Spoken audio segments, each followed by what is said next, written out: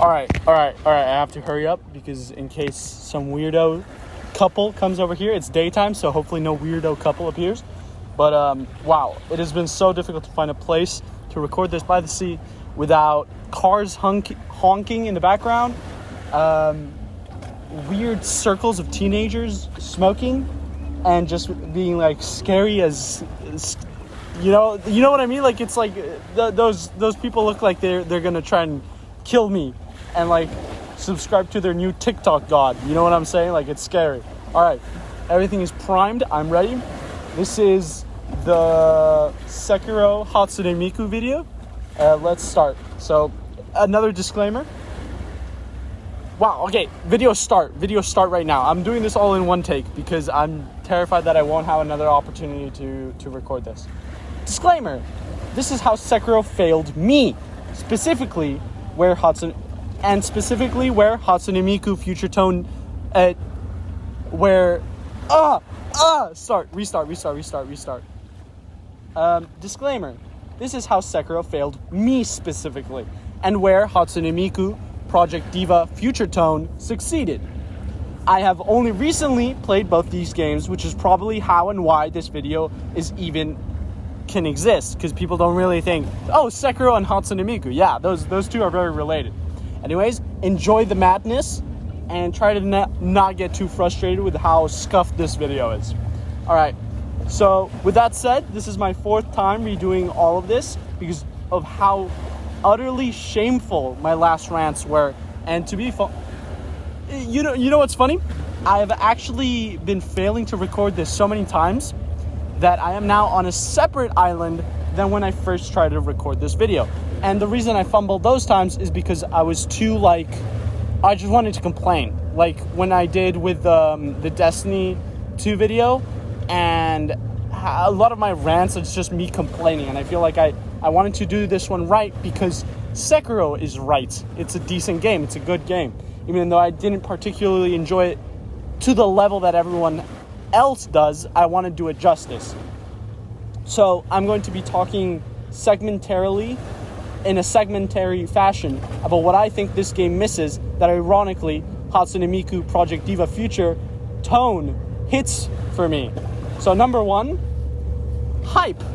I feel excited to play a Hatsune Miku game. I do not feel excited to play Sekiro Shadows Die Twice. Now, you might be like, what the hell? What does that mean, Core 27? And here's the simple fact of this is just reality for me, okay? When I was playing my first playthrough for Sekiro, I was not particularly excited to play Sekiro. I was like, I bought Sekiro and I want to play it because I've heard so many great stories about it. But while I was playing it, in no moment I was like, oh boy, I get to play Sekiro today. When I first saw that Hatsune Miku Project Diva Future Tone was free on the PlayStation 5 and PlayStation 4, it blew my socks away. I was like, what? I get to play what for free? And I mean, obviously the reality, the fact that I had to buy all those songs and stuff came after. But every day after that, after realizing I could play it, I was like, this is amazing. I cannot wait to stream this. I cannot wait to record more footage of this. I am literally going to pee myself in excitement of how these rocks, that was not, okay. I am literally, I was out of this world excited, enthrilled. Does enthrilled exist? To play Hatsune Miku game. But Sekiro, no. I was like, okay, I have to pick up where I left that boss, and then I'll struggle on it for like 2 to 4 hours if I'm not focused, if the stream delay is horrible. And that's it. That's all. That's the cycle until I beat the game. And then I was like, okay, now I have to do so much more. And it's like, oh, okay, that's awesome. All right, and that's point one. Number two, unrealistic expectations. I was told this game was going to be the refinement of parry combat. Like, what's it called? Dynamic combat. I was told, oh, this game's going to be super like, oh, you're fighting, you're parrying, you're slicing, and you're actually like interacting so much more than Elden Ring and Bloodborne, which I found to be completely not true. I might talk about it later. But for now, the important fact of this point is that the game isn't about this like amazing combat system of like, you're parrying, parrying is a huge part of it, but you would be like a good, like, I want to say 30 to 40% of all fights is literally dodging the attacks and using and doing what the game wants you to do, instead of just you parry every attack and you learn how to attack the enemy. No. And it's very obviously because the game wasn't intended to be like a samurai. You're not supposed to play like a samurai. You're a shinobi, which means ninja in Japanese, I think. And I guess I didn't realize this, and I played the game as a samurai wannabe, suffering and trying to like make the game harder for myself, because I was like, okay, parry. What am I supposed? Why can't I parry this attack? The game has taught me that I should parry this attack. When it's like, everyone in chat, thank you so much, everybody in chat. They made the experience so much less painful. They're like, no, Cora, you're not supposed to parry every single attack. You can dodge that attack. I learned this the hard way at first, but then I eventually got better at the game, and I learned which attacks you dodge, which attacks you're supposed to parry. Like, for example, the Demon of Hatred, you are not supposed to parry nearly any of those attacks, but you can parry some attacks because they're harder to dodge. That's what I mean. Like, I did learn what it meant, but I didn't think it was awesome.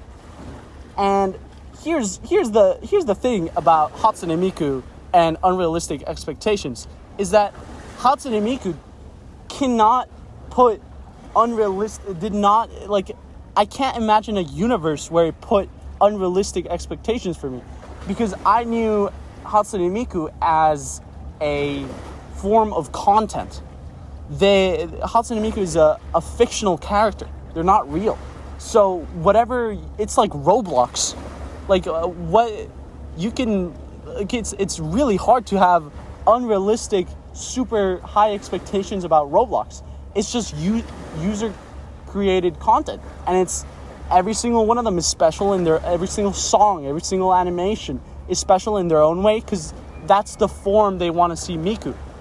I talked about this in the last recordings, but it got deleted because I started, it was crazy, man. I started rambling about how Sekiro players who think Sekiro Shadows Die Twice is the best game. I started talking about how they're nostalgia blinded fools who wish they lived in the past because they have more responsibilities in life now and they miss that. And I was like, bro, that has nothing to do with what happened to you in Sekiro. So I deleted it. I might include it actually at the end of the video, but jeez, oh my god, I was deranged, bro. It was horrible. All right. So that's unrealistic expectations that I set up for myself. Again, all of this is just how I shot myself in the foot. Sekiro is an amazing game, as I'll talk about later, but is it the perfect video game? No. I will fight the concept of Sekiro being the perfect video game of all time. Third, lacking in beauty. Now, this point is bizarre because how did I even start to think this? I've heard Sekiro is a pretty video game that has beautiful cinematic moments and environments. Yet, I mean, most of these places feel so generic. Oh, big statues. Oh, big Japanese castles. And rural areas. And finally, wet Japanese ruins. Don't forget frickin' autumn. I didn't write frickin', I wrote the F word. What I mean by this is, like, I didn't feel impressed for a single second about the environment. Like, the environment felt so like disappointingly real.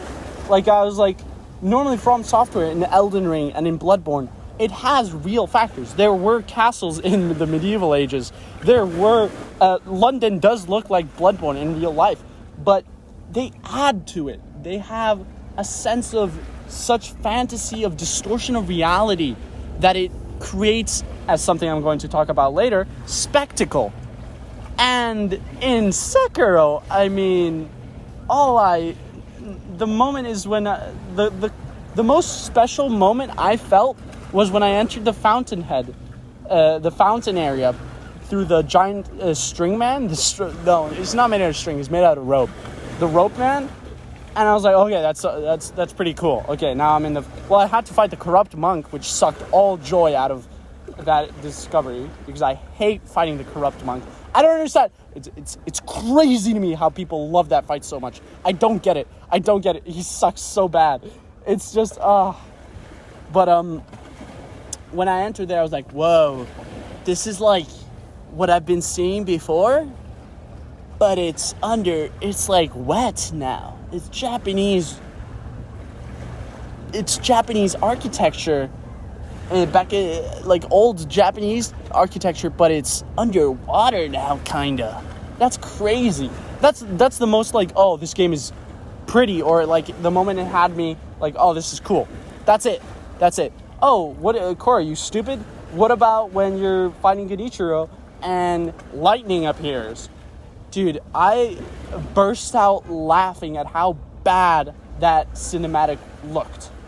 The only other time where I was like, oh, this is a cool cinematic, forget about just to be clear, I was talking about before the environments, now I'm talking about cinematics.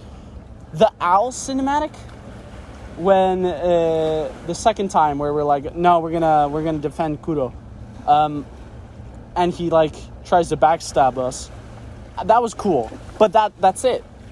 I was like, okay, that's cool because it's like the character is doing that. Apart from that, no cinematic sticks out to me. The dragon fight with like the clouds and the more lightning. Oh, big shocker, more lightning, because they only. Why would it? Makes no sense. That fight could have been so much better. Holy crap! Such a boring gimmick fight. It was like, okay, it could look really pretty, but the game looks like it's 280p. And it's not like Bloodborne where that retroness, like, it gives it its charm. It's like it's trying to be beautiful, but it's not. It fails at a technological level. And that's just my opinion. I don't think even like if they remade Sekiro, I don't think that would look as astounding as many people think it would. Because I mean, to be fair, again, a lot of people hold this game like near and dear to their heart and think it's the best game of all time. But I really would like these people to reconsider and realize that it's not, at least to what we have now, for example, in Elden Ring and even in older games, Bloodborne, I feel like we have more visually stunning games, and Sekiro is simply not that like astounding. But this is from a spoiled, like, younger person, because I'm so much younger than you. I'm kidding.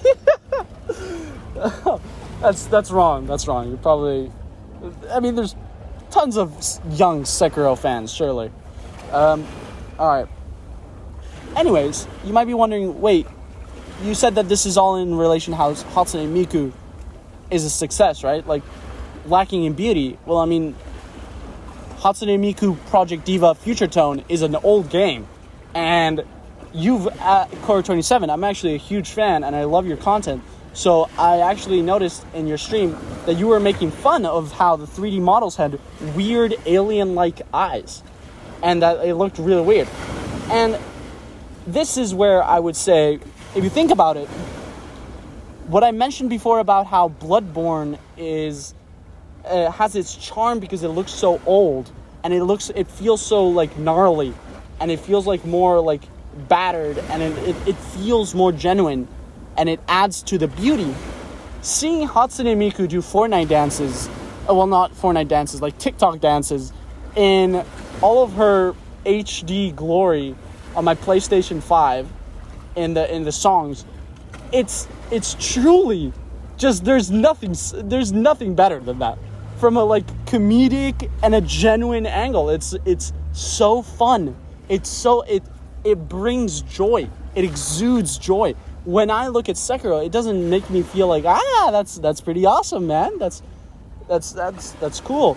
No, Hatsune Miku Project Diva Future Tone, Yes it does. And that's completely subjective. So you're free to believe that, you're not free to believe, you're free to say that Sekiro is a beautiful game. And to a degree, I mean, it's decent. So I wouldn't disagree, but I feel like it's overhyped in that sense as well. Also, if you want any more just how ridiculously funny and amazing Hatsune Miku is, I'll expand on the next point. Number 4, no space for spectacle and hard to take serious. Now this might be a cultural or just completely opinion-based issue. So feel free to skip this one. And I wrote here, freaky Sekiro enjoyer. Now, I'm a big fan of mythology and folklore, especially when it's older, for example, medieval folklore, Japanese folklore, Norse folklore I'm a big fan of, Greek, for example. I'm in Greece right now, and I love going to these temples and learning about all the gods and how they're reflections of what the people needed and wanted, how they crudely draw their desires onto deities, for example, how they mistreated, and they were oh, I kind of don't want Ares. I don't want to pray to Ares. I want to pray to Artemis. It's really beautiful to me. It's very interesting how people do that. And From Software shows a very strong talent for displaying this type of visual, as can be seen in as can be seen in Elden Ring with, for example, Radon and all these characters that feel like just European medieval ages gods, and special characters like King Arthur that do all of these magical things, and they have these special destinies that they have to complete that are tied to the stars and stuff like that. In Sekiro, they very subtly rip off their own culture, because I don't know if you've noticed while watching, or if you realize, I know it's a very hard thing to realize, Sekiro takes place in Japan, and I feel like they don't add to it. It's just, you could see it as just a love letter to their own country and their own culture, but unlike other titles, it doesn't feel like they're adding to it. They're just straight up ripping off a bunch of stuff, and it's it's a mismatch. For example, there's these headless enemies, right? And they have a tendency to do an attack where they put their finger up your butt, and that's a reference to the Japanese belief that the soul, or this ball of that's slightly shiny, that's represents the soul or something like that. I'll display it on the screen because I don't have it memorized, but I have read on it. And actually, if you look it up, the first results are all in relation to Sekiro, because so many people saw that attack and are like, what the hell? What does that mean? And it's because kappas, which is a beast that lives in lakes and rivers in old Japan, would essentially steal this ball that represents the soul from children and women and men's anuses and eat them, and that would kill the man, and that's why those headless have that attack. But it's a myth, that makes no sense for who the headless is. They're just, and then it's okay, the centipede, very cool, but then they don't go anywhere with it. It's it's constant just, oh, look how horrible being immortal through centipedes is. And I understand it, it's already a really compelling topic, but I didn't feel like there was a continuous oh, the story is progressing. None of that. Did not feel like that at all. The only big moments is when, oh, okay, now suddenly the area we were before in Ashina Castle is now on fire. That's okay. That's pretty cool, I guess. Yeah, okay, the main forces are attacking. That's, wow. You really, The world really does feel alive. It didn't. Now, Hatsune Miku and spectacle, they might as well be synonyms. At this point, I feel like you know that moment where you're saying something that is generally your opinion, but it sounds like rage bait. It sounds like I'm trying to make Sekiro fans be angry at what I'm saying, which is nonsense. But this is my genuine opinion. It genuinely feels like there was no big spectacle in Sekiro. The dragon, as I mentioned before, it looks too low res to be special. And if the fight was like more drawn out and it had more special attacks and stuff to do, then yeah, it would be cool. But all it really is you kill a bunch of coughing old guys that kind of look like dragons, and then big dragon appears. You walk towards him, you grapple 5 times, and then you do you even parry? I've forgotten that fight already, man. It feels like he does an attack string. You need to parry once or twice, and that's it. And then you run to him, and you stick your sword in his eye. That's it. Like, that didn't feel like a special moment. The dragon came out of nowhere. Like, oh yeah, we know we're looking for dragon tears, but we find the dragon just like next to a girl, like a maiden, shrine maiden, like just sleeping, and we touch the rock next to her, and then it's like, oh, we're suddenly fighting the dragon. I'm missing something. Now, getting back on track, Hatsune Miku and spectacle,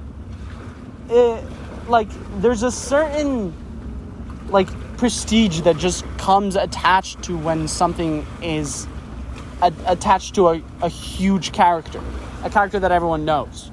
So, for example, Sekiro, I came in expecting it to be really the best game of all time, and I found just a really decent game, and that's it. And this is just me complaining about how people made me think it was going to be the best game of all time, but no, it's a regular game. Hatsune Miku, the thing about Hatsune Miku is that even though I'm playing her video game, it doesn't feel like I'm like, oh, this is it. This is all that Hatsune Miku is. There's no more space. This is the square that Hatsune Miku lives in. That's it. Well, no, that's not it. Because Hatsune Miku, the very, idea of the character is that they make songs, they make concerts, they do so much more with the story. In Sekiro, that's not at all. That's what I mean, there's no space for spectacle. It's... I'm struggling to find the words. But I don't think this even makes sense if you like the video game. This is just me rambling. But that's what I promised with this video, so I'm just going to keep all of this in one take. I'm serious when I meant that I'm just saying whatever. Not whatever. This is my general opinion. I keep trying to, what's the word? Where, you try to make your opinion seem like, oh, it's just, I'm just saying this to say it. No, this is real life. This is not a bit, you know? I hope the audio is fine. Hatsune Miku. Yeah, it feels like there's more to do. That's it.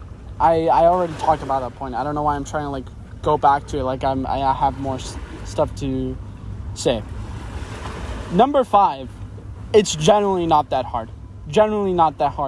Me, when the game is hard, implements dumb moves which just kind of come out of nowhere or don't make sense apart from rule of cool. Genichiro bow? Why does he bring a bow to a sword fight? Why does Gyobu miss so many of his attacks? Why does the second Guardian Ape duo fight exist like that? Why is the way Sekiro implements difficulty is making you know stuff through defeat? It's so weird how simple the game is once you get good.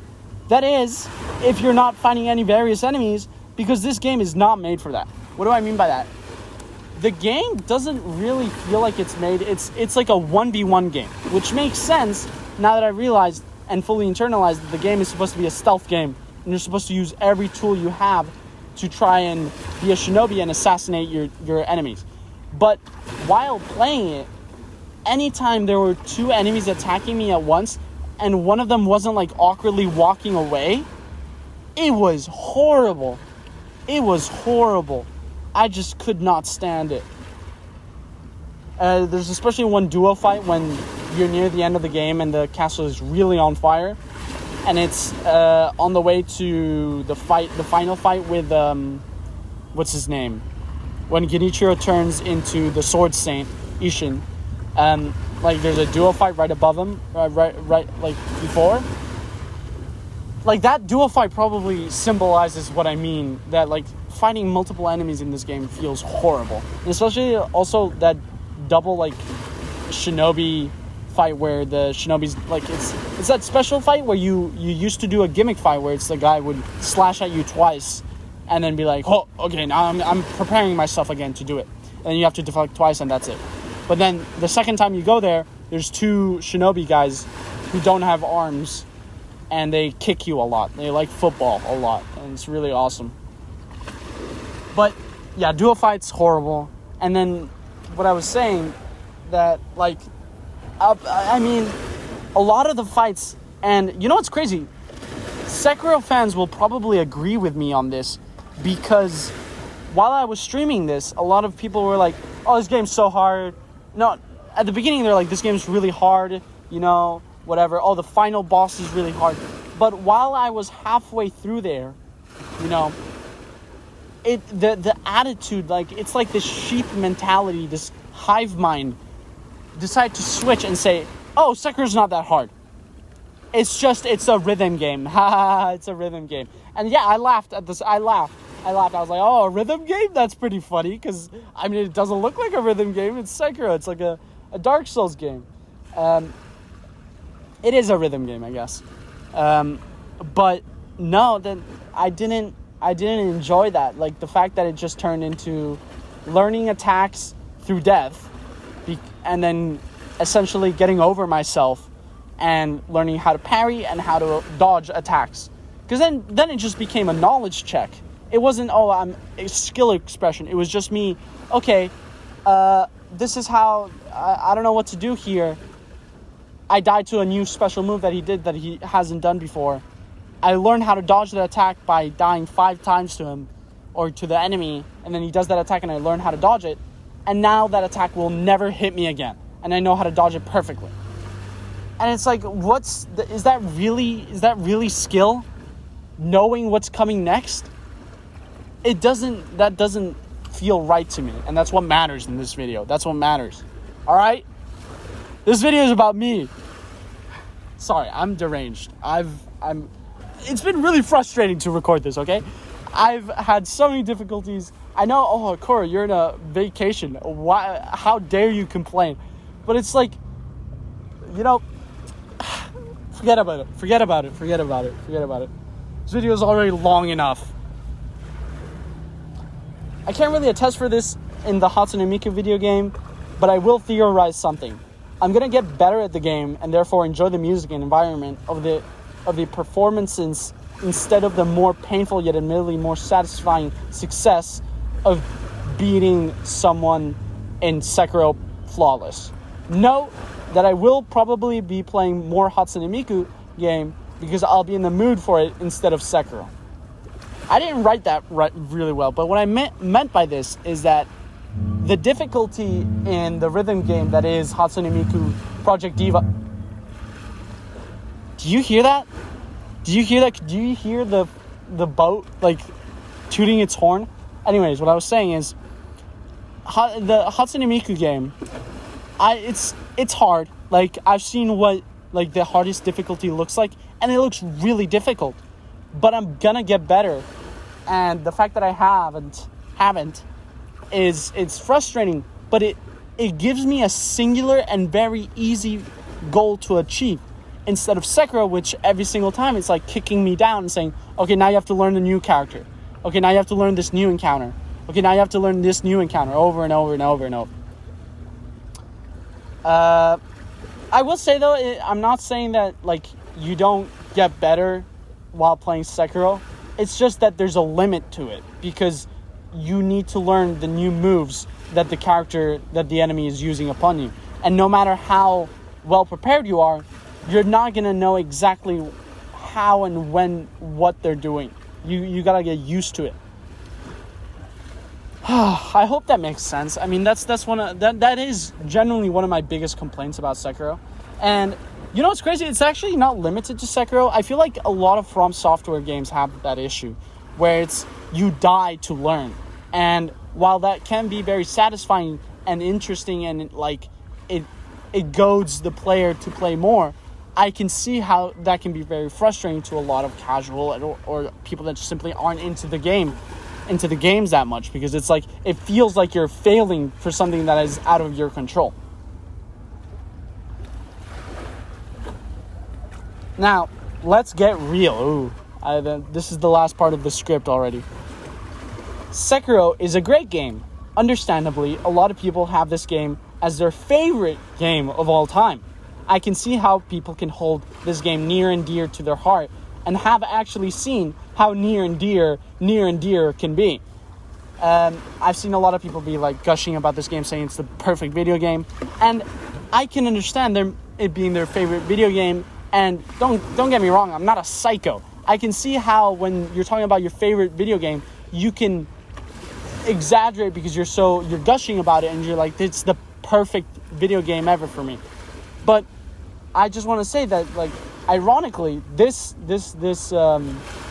that is what led me down to what, I mean, kind of made me disappointed with Sekiro. Is it the game's fault? Is it the people who were gushing about its fault? No. It is completely my fault. I did this to myself. I 100% did it to myself.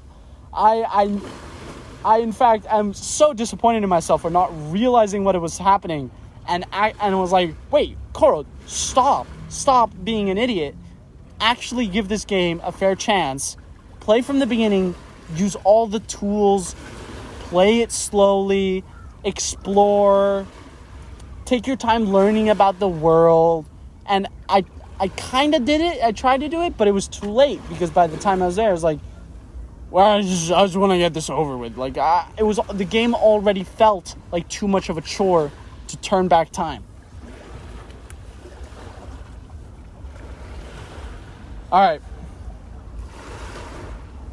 The combat is solid if you interacted with it fully and play like a shinobi, using all your tools to beat the game. And in the extremely unlikely case, you get to play this game without spoilers and are a frustration gamer, which means, like what I was talking about before, where like you enjoy being told, okay, you need to try, and you're gonna fail until you succeed.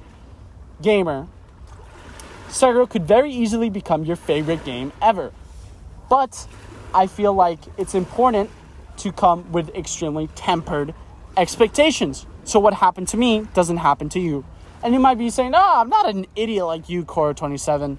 I mean, that's not going to happen to me. And you know what I say to that? I say, like, good luck to you, gamer. I hope you love it. I hope you get it at a discount, because 60 euros for this game is so dumb. Sekiro's an old game. It shouldn't cost that much. It might be a masterpiece, but that just doesn't make sense to me. Maybe that's just because I'm a very frugal person, but that's my genuine opinion. It should not cost that much, like, at all.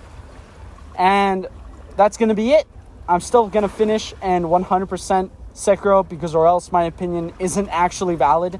Evidence probably in the comments. Maybe all one people who get to this part of the video who care about Sekiro. That is true. I mean, if you enjoy Sekiro, why would you watch this video? I get it if you think it's funny, like, oh, Hatsune Miku and Sekiro, what the hell do those characters have to do with each other? And what video game is Blood talking about? But I think it's very important because a lot of people, I hope Sekiro fanbase is better than, and forgive me for mentioning this again, than the Destiny fanbase, which is, whenever you say a criticism of the game, they're like either, oh, that's how it is and it's your fault for not enjoying it, or, hey, it's your fault, you should have pulled out your wallet a while ago. I hope they're not like that, because Sekiro, it seems a lot of good people I've met who like Sekiro are good people, you know? I don't think Sekiro made them into good people, but I think it's an interesting, like, Venn diagram. And I hope that the other people on the internet are as nice as them. But, I mean, that's kind of dumb to assume. So, yeah. I hope you love Sekiro enough to think about this video. Why is this guy diving in front of me? There's a guy that's like looking for fish. I don't know. He's freaking me out. Okay, I'm gonna wrap up the video. As I always say, stay awesome sauce, or in this case, stay Hatsune Miku Project Diva Future Tone, which I'll be streaming when I come back. And that's gonna be it. And now, a little extra, I'm gonna be putting some of the insane ramblings that I put in the other recordings that didn't make it, because I was like, this is crazy. I cannot include this, but I forgot to delete it. And since we are at the 35-minute mark, I'll just include them as like little extras, so you guys can get even more disappointed in me about this video. All right, see you later. I might also stream Sekiro, but I'm probably also gonna play it off stream and actually try to like love it more.